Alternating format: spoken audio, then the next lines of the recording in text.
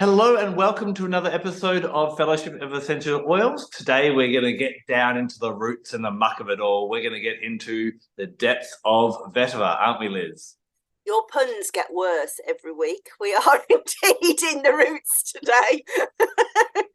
Yeah, a fabulous oil. Yes. And another one that I guess you have a bit of a passion for, it's one of the oils that you've written one of your books on. Yeah, I have to say it's a tiny little book, to be honest. Was the first single note book that I wrote, but really fascinating oil. It wasn't really one that I had used that much before. I'd had it, but so it's just used to put it out to my readers. What shall I write about next? And one of my readers said, please do vetiver. I love vetiver and I'd love to do more about it. And I was like, oh, all right then. And there aren't that many surprises in the medicine, but the actual plant itself is really important from an ecological point of view. So we'll ask you, how much do you know about the plant?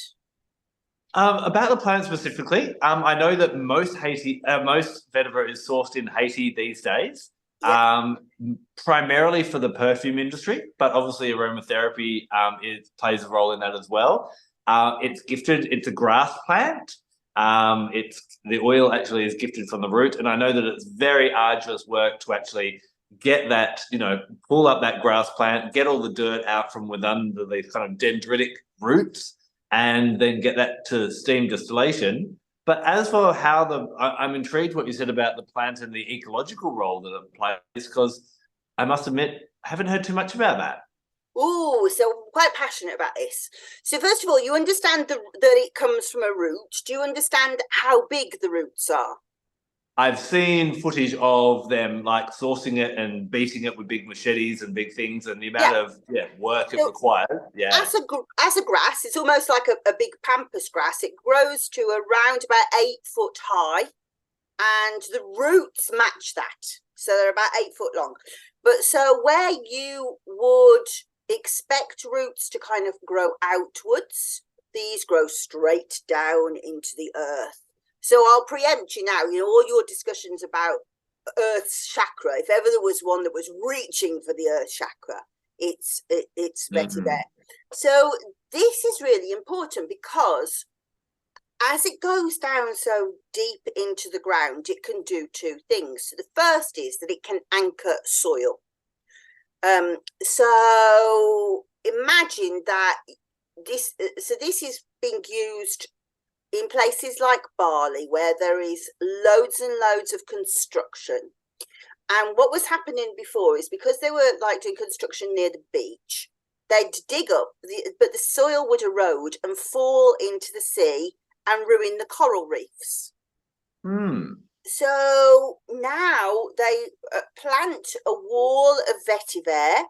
So that acts as like a wind block, but it also anchors the soil into place, prevents soil erosion, and also then, of course, protects the coral. So that's really Yeah. important. So actually, sort of three things that it does. And the next thing that it can do is because it goes so deep into the ground, it reaches right down into the water table in places where there's very little water. And so when we come to talking about things like skin, it has an amazing relationship with moisture.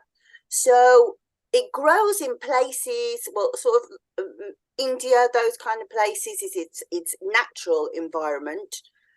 Places like Thailand, where Vietnam, where the farmers are very poor.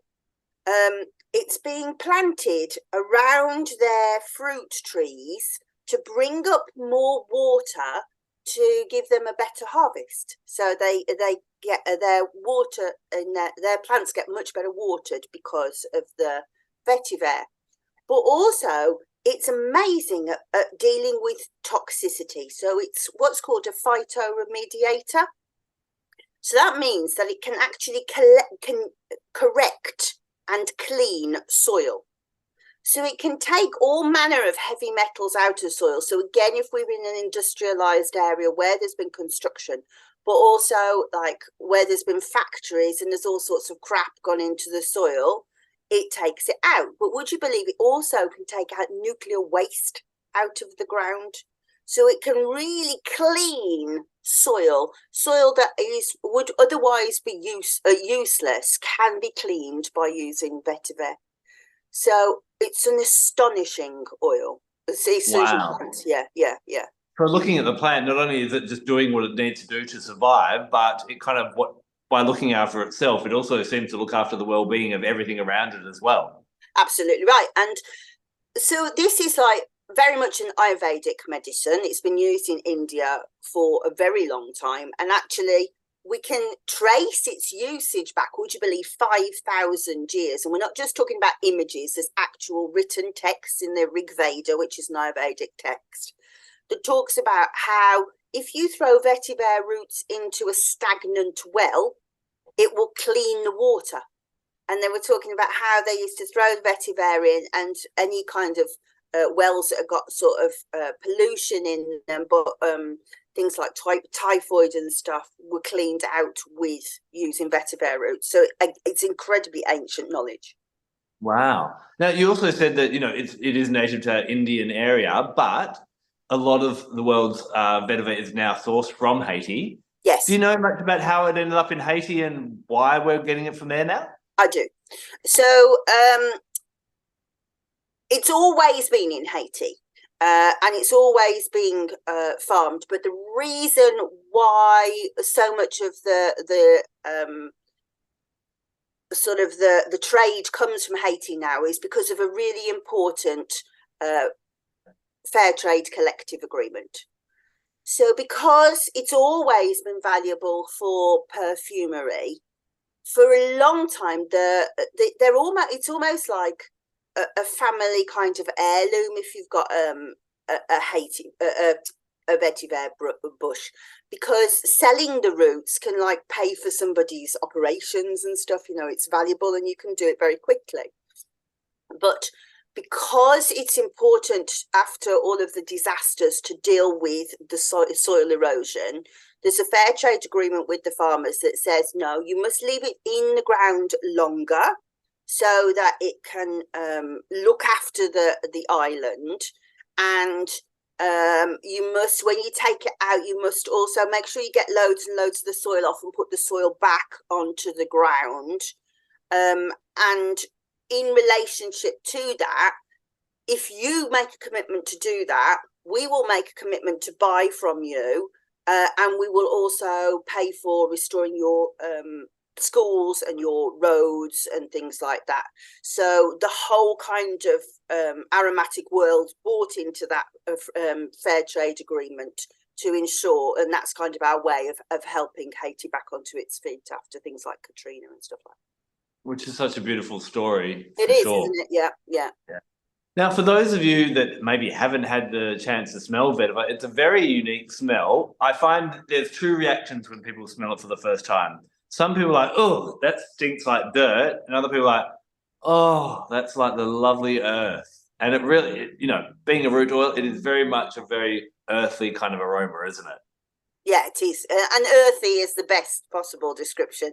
It does smell like it lives in the ground. And there's, in the book's called the oil of tranquility, but I think that grounding is the best word that you can use for vetiver. It has many uses, but most of those are because it calms the body down. It really brings that I always think that, what are they called now? Those weighted blankets, aren't they? They're like really heavy blankets to help you sleep deeply. It's like a weighted blanket. Yeah. That's a really good analogy. And yeah, I would say for me, number one use of vetiver is sleep. We kind of nickname it the horse tranquilizer. So it's not one that I will use every single night, but nights where maybe I going to bed late and I have to get up in the morning. So I really need to maximize the 5 hours I'm going to get that night, or when I'm traveling, or if there are things that have been stressing me out, when I kind of feel like I need that extra addition, I love to apply it on the soles of my feet. It is a thick oil, and we do joke that, if you're popping it in a diffuser in your bedroom, by the time you've got enough out, you're half asleep already, and that's why it's such a good sleep oil. But the little tip is, women, if you wear a bra, pop it in there and walk around for a while, and that will warm it up. Or if you want to pop it in your underpant thing, that normally gets it out. But in the diffuser, on the soles of the feet, those are two of the ways that I use Vetiver quite regularly, just to, when I really need that deep sleep to and facilitate for that. Yeah, I completely agree. Last week we talked about spikenard, and I talked about how it was like an oil that was for emergency measures. Vetiver is the everyday tranquilizer, I think. Because of this fair trade agreement, the more money we can spend over there, the better, in my opinion. And I use an awful lot of Vetiver. I use it to like calm my nerves. If I'm anxious, it's tremendous. Like, even if you have sorry, with the lots of likes, not like me to say that. If you have extreme anxiety, but also just like low level worries, in the background, Vetiver is very, very good for that. And as you say, sleep is tremendous. But if you look at it from an Ayurvedic perspective,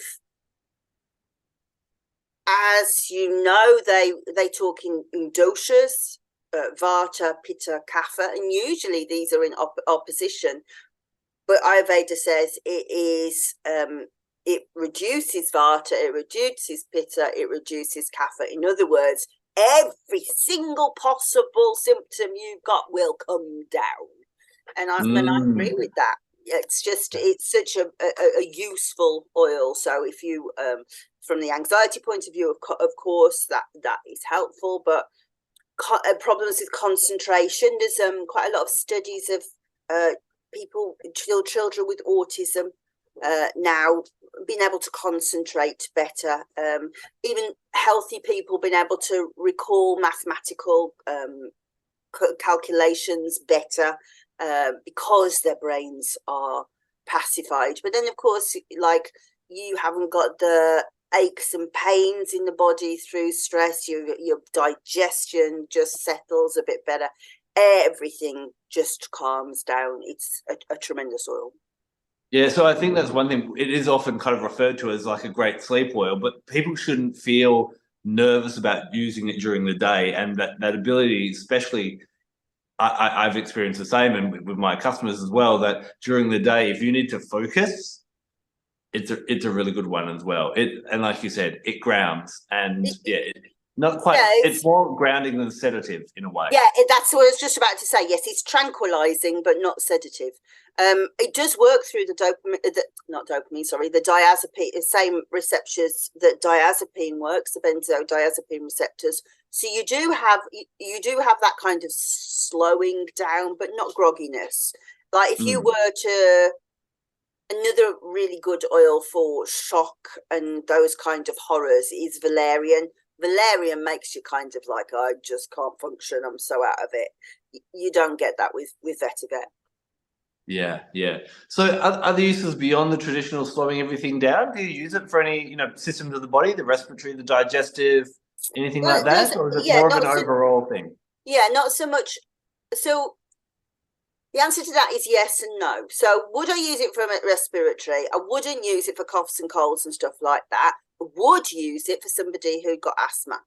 Not because of the effect on the breathing, but because of the effects on the nerves of the breathing. So the nervous system is a component. So if somebody has stress-related asthma, really helpful. Same, definitely panic attacks, hyperventilation. So that, from that point of view, on the respiratory system, really good on the digestive system.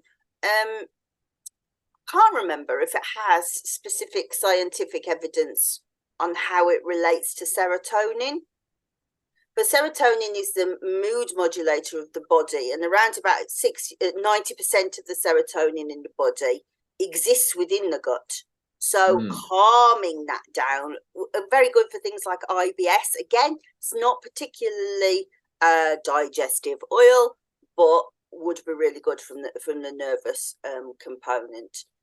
Again, things like urine retention, not a genitourinary thing, but if there's a stress component to it, then yes, it will help.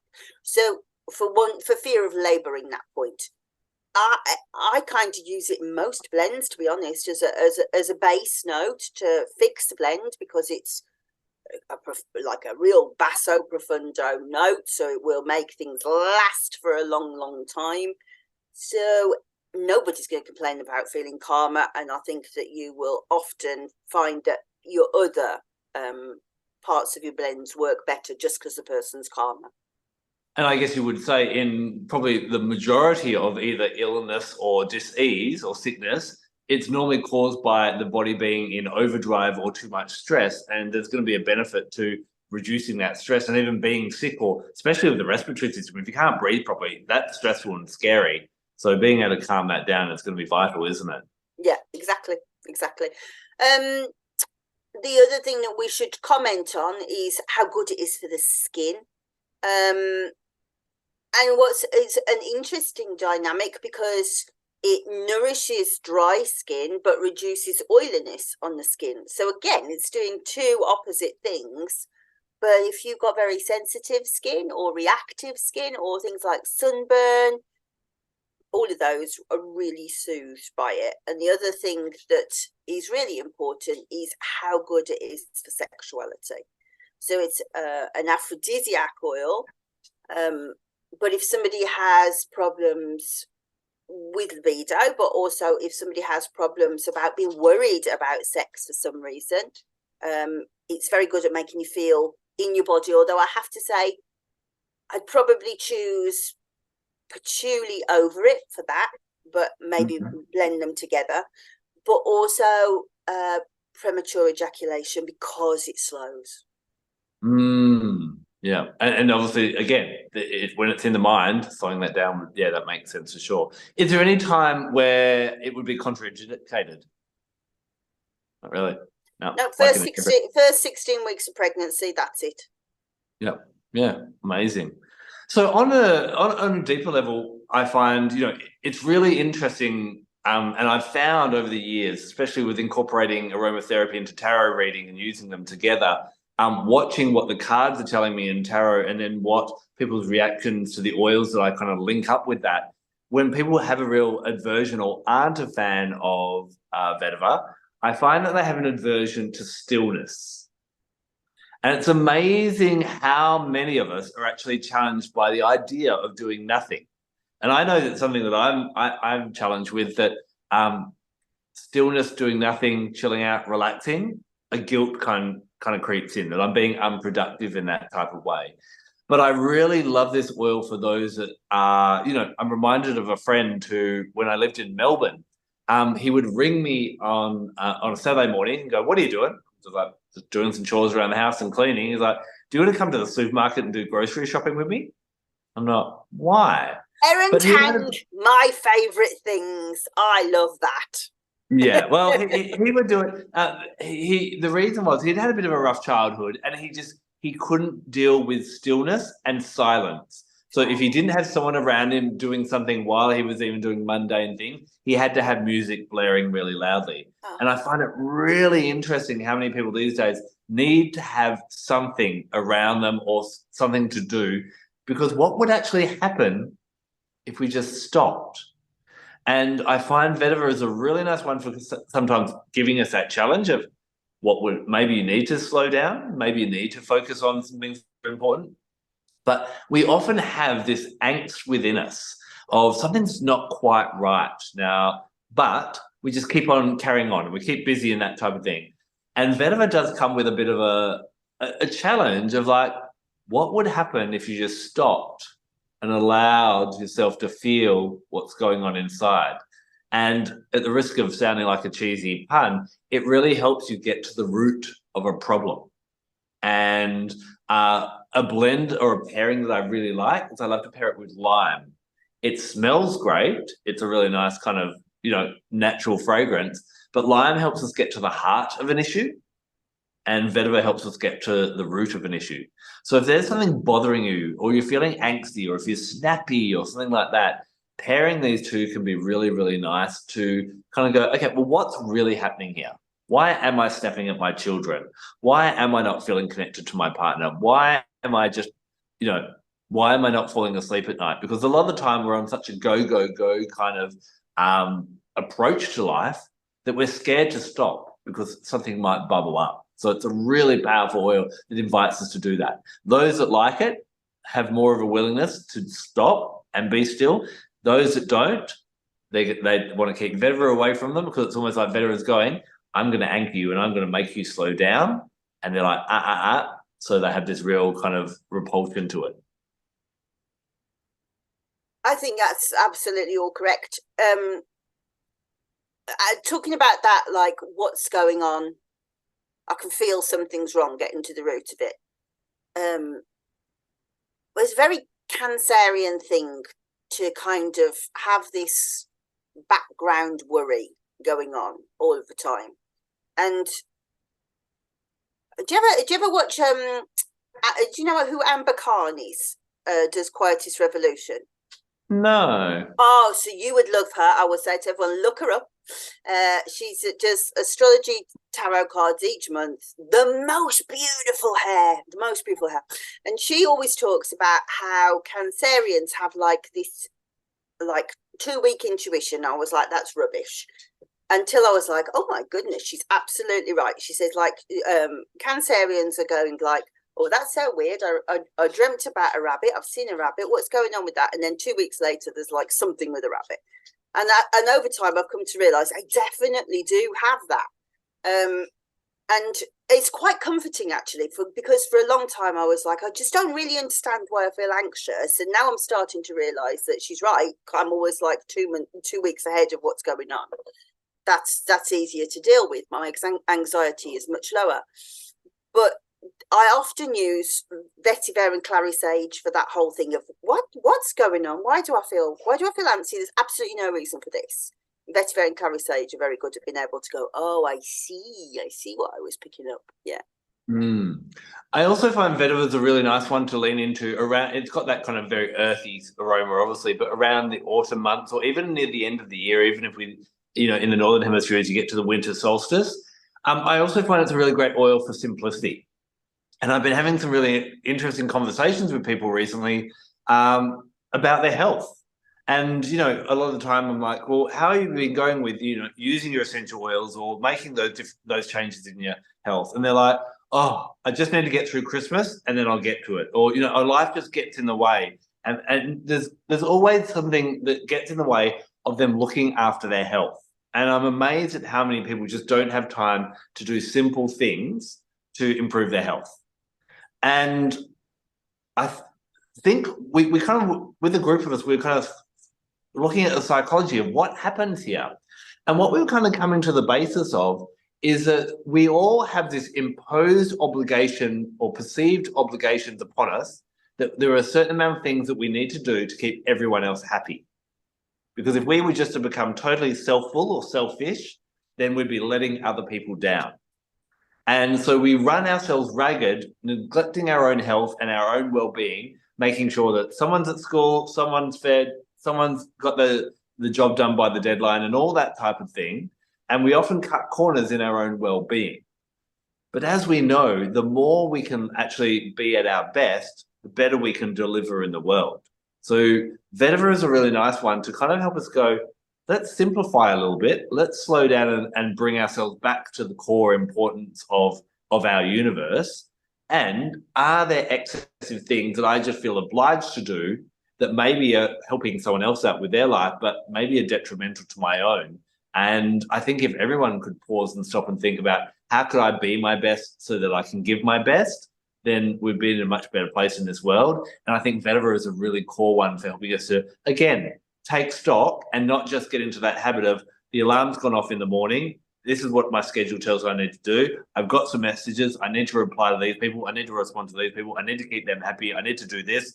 And we get to the end of the day and we haven't even thought about ourselves at all. So I think vetiver can really, on that deeper introspective, what am I doing with my life on a daily basis and how is that playing out in the bigger scheme of things, can be a really valuable meditation tool and just something to anchor you by having it around in your life. Yeah, lesson heard. Thank you, Adam. but I do think that We should also acknowledge that the people do have times in their life where that's just what you got to do. You just got to do it. There's no time for introspection. You just got to do it. And okay, so let's reframe what I was going to say. So it's a grass. So therefore, it falls under cereals. It's in that family of grasses. So cereals are Ceres, Demeter, and so this mothering archetype is very prevalent within it. This idea of looking after, and actually, interestingly, I missed that fact out. That there's I can't really speak to this from a personal therapy point of view, but lots of research into vetiver for people who have anorexia and eating disorders. So that's interesting with that idea of nourishment as well. But this idea that I have to look after people may sometimes be a psychological thing, but may also be a genuine fact. And so, and there perhaps isn't time to go and get a massage and all of those things, but in those kind of situations, vetiver is very good at going, but we can calm you, but you can get to sleep. Yeah. I guess, one of the things that, as you were talking at the start and talking about the action of the grass and what it does, and it's getting rid of radioactive material and stopping soil erosion and all that type of thing, it obviously, as a plant, it's not trying to do that to help everyone else out to its own detriment. It's actually doing that as it just does what it does best in growing to be vetiver. Do you know what I mean? So I guess when we look at the lesson for the plant, it's how can I do my best, but also serve the community rather than at the detriment as well. And I think also with that aspect of balance, just to kind of go off on a tangent, balance, if we look in nature, is not getting everything perfect every single day. Nature doesn't, the temperature's not the same every day. The sun doesn't rise at the same time every day. It's about that ebb and flow. And I think vetiver is a really nice one to lean into in periods in our life when maybe we do need to slow down in the autumn and the winter to kind of have that moment to recover. We're all going to have crazy times when we've got a work project where there's going to be something happening with the family, there's a wedding, there's a holiday that's going to throw us out.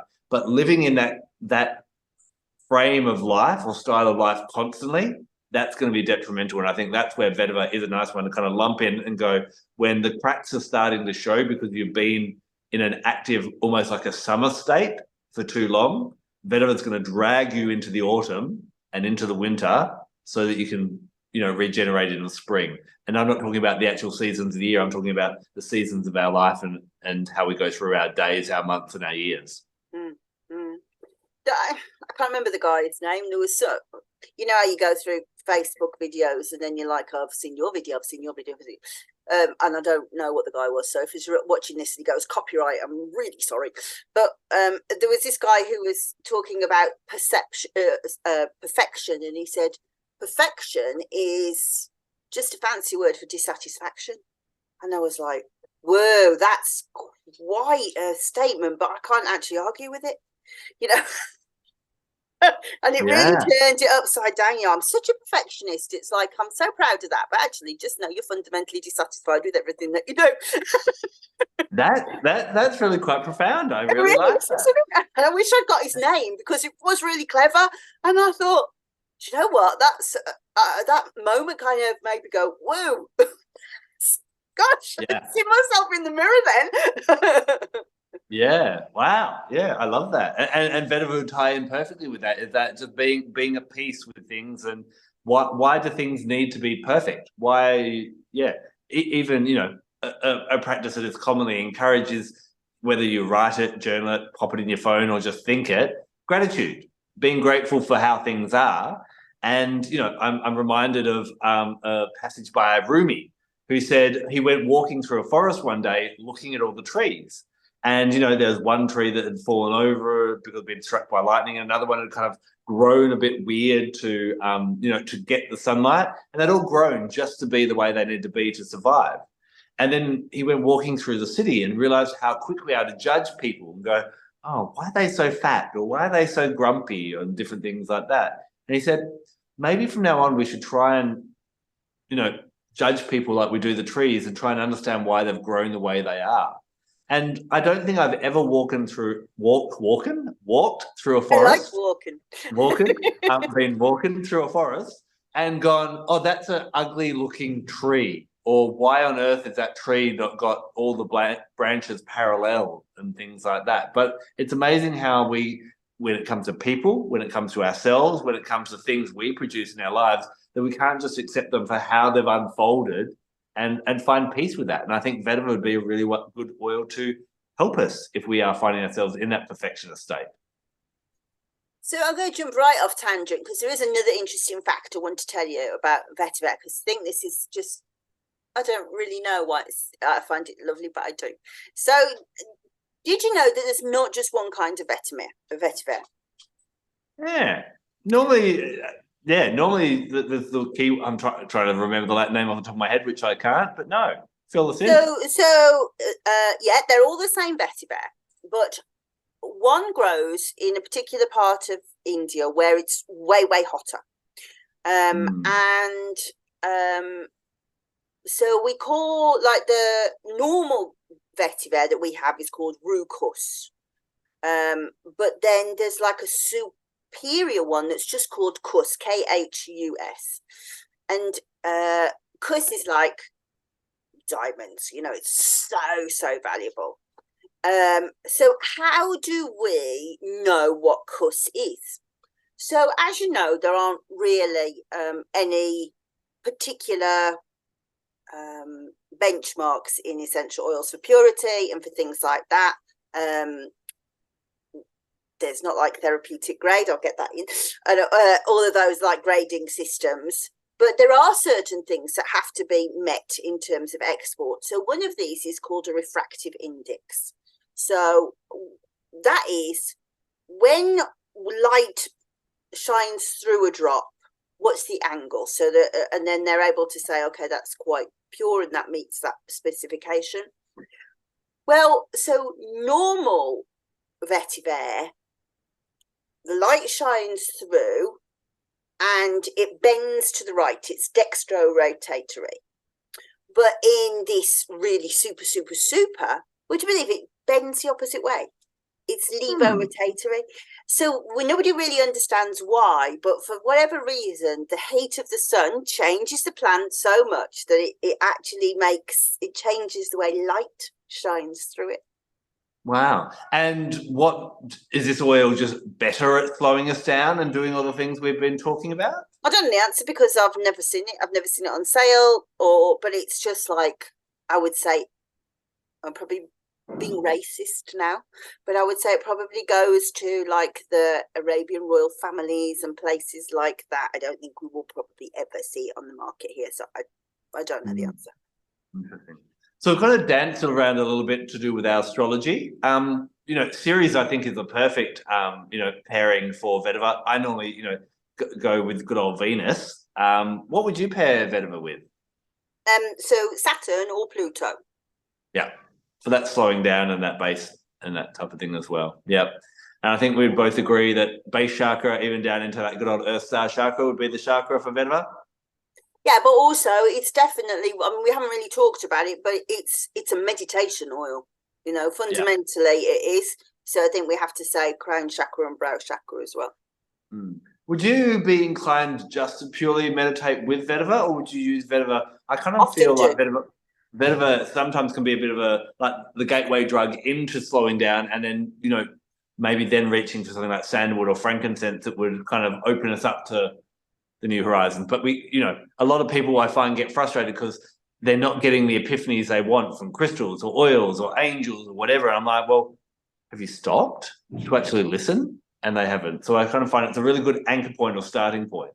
I think, when I started to learn about meditation, it was like you have to be able to fix a red triangle in your brain and nothing else happened. And it was so frustrating, but that was as much as we knew about meditation. Now there's so many different ways of meditating, and really the objective is only to be able to slow the mind down and to be able to move into a theta state where your mind becomes more open to things.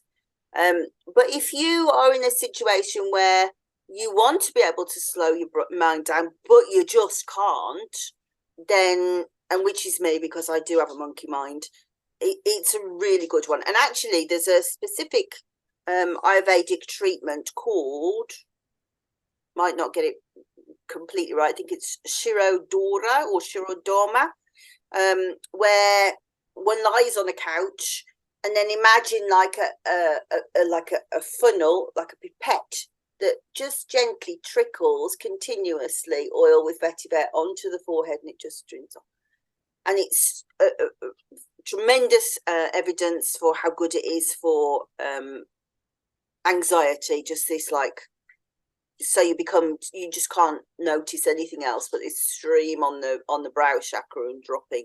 And so if you could mimic this idea of just slowing down the brow chakra, and so I would say slow massage in an anti-clockwise direction so that it's just kind of going the opposite way to the woo, and just doing that really calms it down. So I often use it just on its own, just to go, shut up, brain. Yeah. There's a beautiful analogy that our mind is like a glass of muddy water, and when it settles and the mud can go to the bottom, then we can have that clarity. And I think Vetiver would be great for that. Well, that's a really good analogy, because what does it do to the well? It takes the crap out of the well. There you go. Yeah. So any final facts that are hidden in your book that we should know about, or should we just get everyone to read the book? Grab the book? Read the book. I think it is, like I say, yes, when we were talking about spikenard, I said 400 pages. This isn't. I don't think this is about 100, but there's loads and loads of, if people don't know, loads of like recipes at the book and at the back and stuff of how to use it. But yeah, it's a lovely oil. I think everyone should really get to grips with vetiver. Yeah, I think, in some ways, just like it encourages the life of simplicity and getting back to basics, it's just that's what it does. Mm-hmm. No more discussion about it. Yeah. Well, thank you very much for joining us for another episode of Fellowship in Essential Oils. We'll be back next week when we dive into another gift from Mother Nature. Until then, take care. Bye-bye.